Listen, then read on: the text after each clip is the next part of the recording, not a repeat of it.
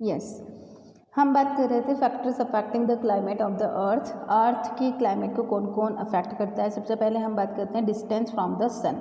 ठीक है, आप सबको पता है कि जो हमारी अर्थ है वो सन के चारों ओर चक्कर लगाती रहती है। ठीक है, एक तो सन, ये सन है तो इसके चारों ओर भी चक्कर लगाएगी, और ये जो अर्थ है वो अपनी ही जगह पर भी इस तरीके से घूमती हुई सन के चारों ओर चक्कर लगाती रहती है। ठीक है, तो the earth evolve around the sun on an elliptical orbit. Elliptical orbit like इस तरीके से, ठीक है, सर्कल में नहीं, एक एग के शेप में क्या करती है, सन के चारों ओर चक्कर लगाती है। कौन? हमारी अर्थ। स्पीड क्या है? 30 किलोमीटर पर सेकंड। एक सेकंड में 30 किलोमीटर तक की क्या कर ले, 30 किलोमीटर की स्पीड से सन के चारों ओर रिवॉल्व होती है। और इस सन के चारों ओर रिवॉल्व होने में, इसको अगर यहीं से स्टार्ट किया और ये चारों ओर, सन के चारों ओर रिवॉल्व हो रही है, तो वापस इसी जगह पे आने में इसको कितना टाइम लगेगा? 365 एंड 1/4 डेज। ठीक है, 365 एंड 1/4 डे इसको कंप्लीट लगेंगे एक रिवॉल्यूशन में। ठीक है, उसके बाद आता है वी हैव 65 डे, और इसी वजह से अर्थ को सन के चारों ओर चक्कर लगाने में 365 डेज़ लगते हैं, और इसी वजह से हम कहते हैं कि एक साल में कितने दिन होते हैं? 365 डेज़ होते हैं। ईयर बनाती है एक, मतलब अर्थ को सन के चारों ओर चक्कर लगाने में एक साल लगता है। उसके बाद हम बात करते हैं यहाँ पर द डे एट्स अप। अब देखो यहाँ पर 1/4, 365 एंड 1/4, तो 4 साल में 1/4 इंटू 4 करेंगे तो कंप्लीट 1 डे हो जाएगा। तो इसी वजह से हर 4 ईयर्स में एक दिन एक्स्ट्रा एडअप हो जाता है, जिसको कि हम बोलते हैं फरवरी में जनरली 28 डेज़ होते हैं, लेकिन हर 4 साल बाद फरवरी में जो है वो कितने डेज़ आ जाते हैं? 29 डेज़ आते हैं। Our earth receive rays of the sun and becomes warm। हमारी जो अर्थ है वो सन से रेज लेती है और क्या हो जाती है? गर्म हो जाती है। The part of the earth that receive sun rays are hot. हमारी अर्थ का जो पार्ट सन रेज रिसीव करता है वो क्या हो जाएगा? गर्म। और जो पार्ट नहीं करता, जो पार्ट अभी रिसीव नहीं कर रहा, वो क्या होता है? कूल होता है। तो हमारी यहाँ हमारी अर्थ जो है, ऐसा होता है कि एक जगह पर सर्दी है और दूसरी जगह पर गर्मी है। सर्दी क्यों है? क्योंकि वो वाला पार्ट जो है वो सन रेज को रिसीव नहीं कर रहा है। और गर्मी क्यों है? क्योंकि जिस जगह पर गर्मी है वो वाला पार्ट सन के बिल्कुल सामने है और सन रेज को रिसीव कर रहा है। The sun rays fall directly on the equator, so the region closer to the equator receive more heat। अब जो रीजन इक्वेटर के पास है, ठीक है, इक्वेटर क्या करती है? सन रेज को डायरेक्टली रिसीव करती है। तो जो एरिया जो है वो इक्वेटर के पास है वो ज़्यादा सन रेज को रिसीव करेगा और जल्दी ही क्या हो जाएगा? गर्म हो जाएगा, ज़्यादा गर्म हो जाएगा, और इसी वजह से वहाँ पर उस समय क्या होगी? गर्मी होगी। जबकि जो इक्वेटर से दूर है वो सन रेज को प्रॉपर रिसीव नहीं कर रहा है और इस वजह से वहाँ पर क्या है? अभी सर्दी है। Tilt of the earth and insulations. अब हमारी अर्थ जो है वो हल्की से क्या है? टिल्ट है, इस तरीके से घूमी हुई है अपनी एक्सिस पर। ये एक्सिस है, लेकिन अर्थ जो है वो ऐसे है। ठीक है, ये एक्सिस से होना ऐसी चाहिए, ऐसे गोलाई में होना चाहिए, लेकिन हमारी अर्थ हल्की सी ऐसी टेढ़ी है। Tilt of the earth as well as insulation effect the climate of the earth. The earth rotates around its own axis. Earth जो है वो सन के चारों ओर रिवॉल्व तो हो ही रही है, लेकिन अपनी एक्सिस पर भी रोटेट होती रहती है इस तरीके से। ठीक है, और इससे क्या बनते हैं? दिन और रात बनते हैं। The earth axis joint to the north pole and the south pole. हमारी अर्थ एक्सिस किस को अर्थ की, ये अर्थ है पूरी, तो इसका सेंटर पार्ट, बीच में जाने वाली एक लाइन जो किसको जॉइंट करती है? साउथ पोल को और नॉर्थ पोल को। हमारी अर्थ जो है वो हल्की सी टिल्टेड है, कौन सी डिग्री पर? 23.5 डिग्री पर। अब आता है हमारे पास यहाँ पर as the earth space only 1/2 gets line the circle of the separates dark portion. हाँ, अब देखिए यहाँ पर आपको यहाँ पर दिखाई दे रहा होगा कि सन का, ये सन है यहाँ पर, ठीक है, और ये अर्थ का ये वाला पार्ट बिल्कुल सामने है। ठीक है, तो सनरेज डायरेक्ट आ रही है, तो यहाँ पर क्या हो रहा है? डे। यहाँ पर क्या है? डे। ठीक है, और पीछे वाला जो अर्थ, ये वाला पार्ट जो है, ये वाला, यहाँ पर क्या है? नाइट।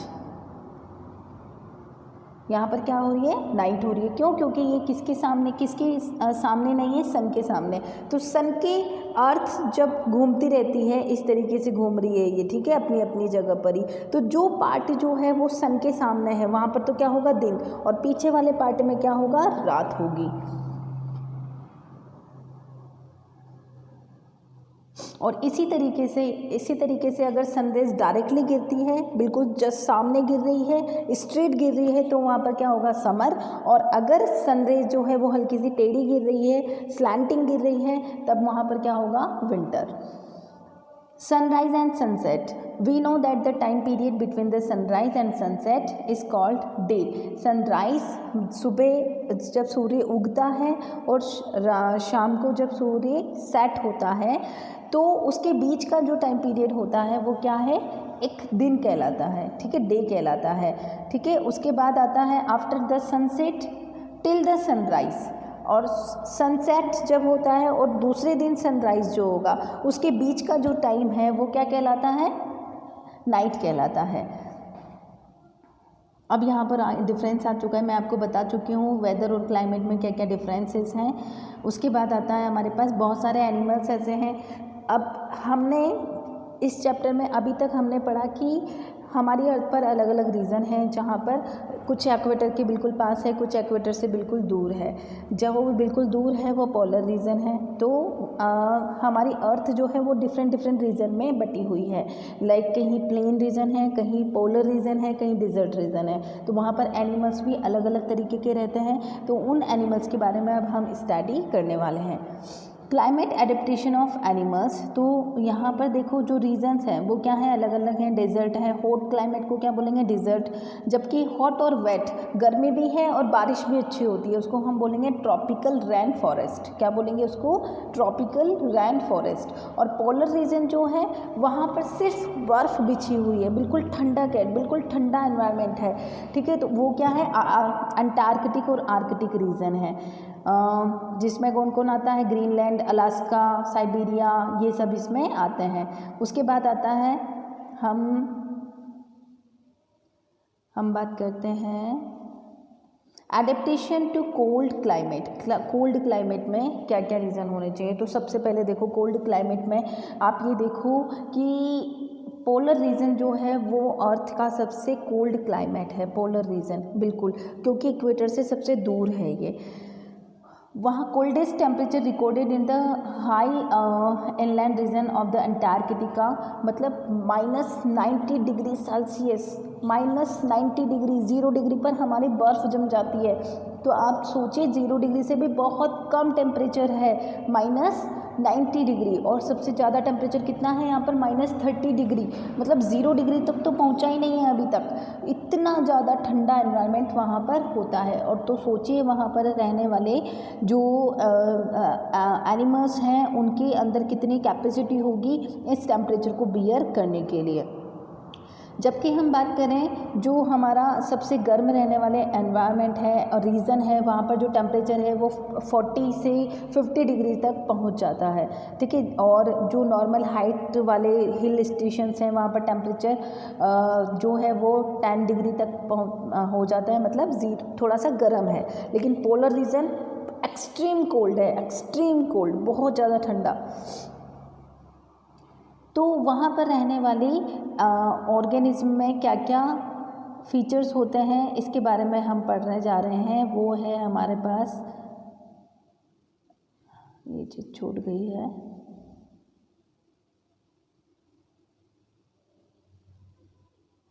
यहाँ से पढ़ते हैं। There are very little vegetation, बहुत कम वेजिटेशन होती है वहाँ पर, मतलब पेड़ पौधे बहुत कम होते हैं in the polar region. The population of animals life is very small, और जहाँ पर पेड़ पौधे नहीं है वहाँ पर एनिमल्स भी नहीं होंगे, क्योंकि फूड की क्या होगी वहाँ पर, कमी होगी। This region have very low temperature, the animals have adapted themselves well, these makes them complete for food, protect themselves from the predators and breed। यहाँ पर देखो फूड की कमी भी, यहाँ पर ऑलरेडी फूड कम है, ठीक है। तो इनको अपने आप को ऐसा बनाना है कि इनको खाना भी प्रॉपर मिल जाए, दूसरा ये शिकारियों से भी बच सकें, और इतना जो टेम्परेचर है उससे भी क्या कर सकें, ये बच सकें। तो ऐसे कौन कौन सी चीज़ें इनके अंदर होती है वो सब हम पढ़ने वाले हैं। तो यहाँ पर क्या होता है, जब बहुत ज़्यादा ठंडक पड़ने लगती है ऐसे एरियाज़ में, तो ये यहाँ से माइग्रेट कर जाते हैं, मतलब यहाँ से कहीं और चले जाते हैं। मतलब जब यहाँ पर सर्दी होती है तो सर्दी में और ज़्यादा कम टेम्परेचर हो जाता है, तो ये यहाँ से मूव कर जाते हैं कहीं और जगह पर जहाँ पर इनको थोड़ी सी गर्मी मिल सके। जैसे कि साइबेरियन क्रेन हो गया, उसके बाद जो यहाँ पर पेंगुइन्स हो गई, ब्लू व्हेल हो गई, वो सब अपनी जगह को छोड़कर कहीं और जहाँ पर थोड़ी सी इनको गर्मी मिल सके वहाँ पर चले जाते हैं। तो इसको बोलते हैं माइग्रेशन। क्या बोलते हैं इसको? Migration. A long winter slip. अब उसके बाद दूसरा, एक तो ये वाला काम कर लेते हैं। दूसरा, अगर बहुत ज़्यादा सर्दी पड़ती है तो ये अब एक जगह पर एक लॉन्ग स्लिप में चले जाते हैं, लंबी नींद ले लेते हैं। ये अपनी बॉडी को इनएक्टिव कर लेते हैं और न तो इनको खाने की ज़रूरत होती है, ना और किसी चीज़ की ज़रूरत होती है, बस एक जगह बैठकर लंबी नींद में चले जाते हैं। ये इसको बोलते हैं हाइबरनेशन। क्या बोलते हैं इसको? हाइबरनेशन। उसके बाद आता है हमारे पास the large warm blooded animals like the polar bear. ये तो हो गया छोटे एनिमल्स की बात। अब हम बात करते हैं लार्ज एनिमल्स की बात, जो कि बड़े बड़े होते हैं, जैसे कि polar bear, reindeer, musk, ox, wolves, ये सब। तो इनके अंदर ऐसे क्या क्या फ़ीचर्स होते हैं? तो इनके अंदर क्या क्या फ़ीचर्स होते हैं? सबसे पहले तो इनकी जो स्किन होती है वो बहुत मोटी होती है, जिसकी वजह से ये क्या इनका बॉडी टेम्परेचर जो है वो इनकी स्किन इंसुलेटर की तरह काम करती है, मतलब अंदर की हीट को बाहर नहीं निकलने देती है। उसके बाद आता है इनकी जो बॉडी के ऊपर फर होते हैं, बहुत सारे बाल होते हैं, फर जो होते हैं वो अंदर की हीट को बाहर नहीं निकलने देते हैं और सर्दी से इनको बचाते हैं। इसलिए हम फर वाली जैकेट पहनते हैं ताकि वो हमें क्या करें, सर्दी से बचाते हैं।